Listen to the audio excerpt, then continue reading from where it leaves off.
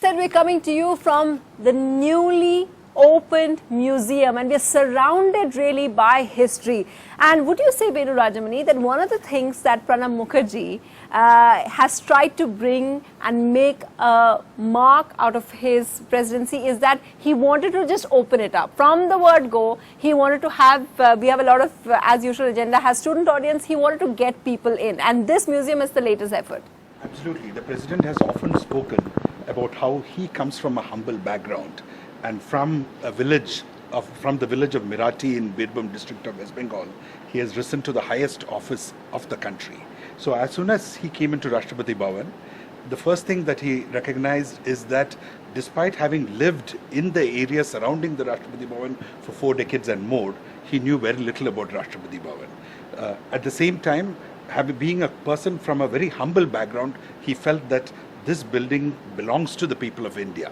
The Rashtrapati Bhawan should represent the spirit and ethos of a modern independent republic, and therefore it should be opened out to the public.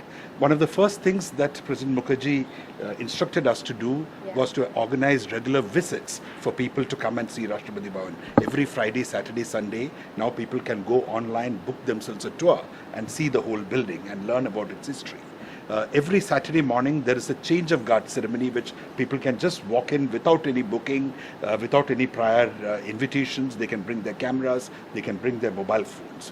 We have started a very comprehensive documentation effort which records each and every aspect of Rashtrapati Bhawan. So he's really tried to do it in every aspect. But I wanted to ask you, Sharmistha Mukherjee, that he came in after President Kalam. And President Kalam was also really, really popular. And he was known as the children's president, the people's president as well. And Pranab Mukherjee has always been seen as a veteran, very hard-nosed politician who really knew his politics well. When he was coming in over here, give us some behind the scenes. Did he discuss with all of you? Did he worry about how his presidency would be different? Well, first of all, let me tell you that my father has always kept his professional, his official and his personal space completely different. So as a result, he had been in politics over the last 50 years, except for this last 4 years. But he has never really discussed politics at home and also his agenda and what it's going to be. But I remember, when his presidency was, his nomination was declared, and I think after his election, so journalists asked me that, what do you expect from your father? So I remember telling them that, whatever office he has so far, been given the responsibility, I think he has done a lot of justice. And even in the office of, this August office of presidency also, he is going to do a lot of value addition to it. And I think somehow he has been able to do that. The whole aim of the show is for you to get to know the building a lot better. And one of the things that surprised me was that Rashtrapati Bhawan, Dr. Ghosh, is bigger than Buckingham Palace. Yes. And so the builders kept that in mind and they wanted to have something grander in the colony? Yes, that thing has to be kept in mind that when it was built, it was not Rashtrapati Bhawan. Okay. It was the Viceroy's Palace, Viceregal Lodge. And definitely the British architects who designed this one, they wanted to establish this as a glorious seat of the British power in India. So that's why the whole thing came up like that. So it's very, in a different way, if you look at the thing, President during the inaugural ceremony mentioned that one. At that time, very few people knew that they would occupy this palace only for 16 years. Yeah. And then they would have to leave this place. Fascinating. So. And then was there an attempt to make it more Indian? Well, it was a mixture. The design was a mixture of Western and Eastern architectural features. The architects involved in it, Latians and Baker, in different ways. Latian's main responsibility was for the Rashtrapati Bhawan, and Baker was primarily responsible for the Secretariat, which is not now called North Block and South Block, and the Central Legislative Assembly building, which is now called Hall of Parliament. Yeah.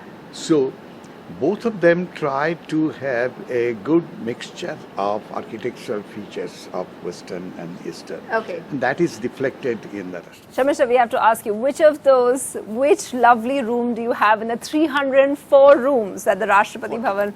340 rooms, well, even, yeah, 40 extra rooms. Which room do you occupy? Well, let me tell you, the family wing is actually comparatively far more simpler. Really? Yes, and now what we call the guest wing, actually earlier during the viceroys, during the British time, Yeah. that used to be the living quarters of the viceroys.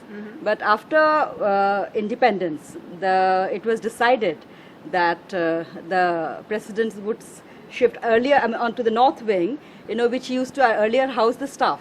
Yeah. So it's not as grand. And the kitchen would be completely different, right? Would you? Yes, sir. The family kitchen, again, it's very large and everything, but the official kitchen, it's like something to be seen.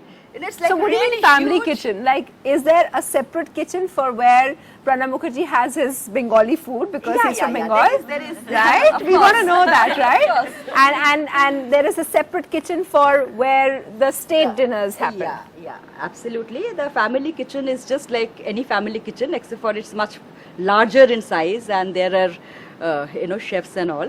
But we also Did they got get in our- a special Bengali chef for him? No, we got our own Really? old cook with us. Yeah. So how does that work, Venu Rajamony? I mean, how does every president come in and bring their personal, for instance, I believe President Kalam's Veena is here as well. It's part of the museum now. Yeah. So every president obviously brings a lot of their personal things with them when they move in here. In President Mukherjee's case, a large collection of books because he's very passionate about reading. Similarly, some small And a large collection of pipes. and a large collection Oh, of really? pipes, A pipe? even though he doesn't smoke Yeah. anymore. At one time, Yeah. he was known for his pipes. That's right, yeah. All his old pictures, if you see, as finance minister, they're of him with a pipe, right? Yeah, yeah. We are showing that large collection of pipes. How as many, well. what do you mean large I don't collection? remember, but it's about 25 of them are there. That's Of there in the- different sizes, different So that's shapes. something to watch out for in the museum, yeah. So 25 pipes are displayed over here of President Pranab Mukherjee. But I wanted to ask you, yeah. So just like say 80 or 90% of Rashtrapati Bhawan is public area used for official purposes, while 10% is the private area. Similarly, large majority of the staff here are for the public official functions, but the president has a small retinue What's of his small? personal staff. What's No, for the personal staff, very small, maybe 5-6 people who have come with him when he moved in here. No, that's only two people in our Okay, own only personal two, family. The cook and her husband who had been with us. But since otherwise, last how many 25 cooks years. does Rashtrapati Bhavan have? Altogether, the total staff of Rashtrapati Bhavan is around 800. 800. Right? And in Wow, that's a household, huh? Is that, Professor Ghosh, is that larger than Buckingham Palace? How many staff members are there in Buckingham I Palace? have no idea. We're going to constantly compare, right? But- How do we stack up with the Brits? Yeah. But it's to be kept in mind, I mean, with sheer number, 800 does not mean that president in our country lives a very luxurious life. Okay. Because what is very clear, his personal staff is limited to 4 or 5. And most of these 800, they are for official purposes. Because here, this is a very big office. Yeah, because we're talking about 16 acres, right? 340 rooms in a I'm sorry, I have 330 no. acre estate. 330 acres altogether. So just to police and to maintain security, and then because he's the commander-in-chief, there are 2 army units which are based inside the Rashtrapati Bhavan. Okay. A large fleet of gardeners, some cook people who assist the cooks, staff, etc. And then the maintenance, which is a combination of CPWD staff, contract staff, as well as permanent staff. Okay, we're going to take in questions now. Yeah, go ahead. Our president, his passion for gardens and reading is well known. Does he stroll around the Rashtrapati Bhavan in the Mughal garden, sit there in the morning? And Who wants to answer? Yeah, well, I can. My father, this is his habit to take a walk in the Mughal gardens. He is an avid morning walker. So if he misses his morning walk, he used to get very upset. So he continues this practice here, and he takes a round of Mughal garden every morning. Yeah, what's your question? So I don't have a question, I have a point. So the president is the ceremonial head of the state. So when it comes to informal power, office of the president can, play a huge role. Like our president has spoken twice on the need for mutual respect and tolerance in our country. So this may be a small gesture, but these small gestures convey a very important message to our country.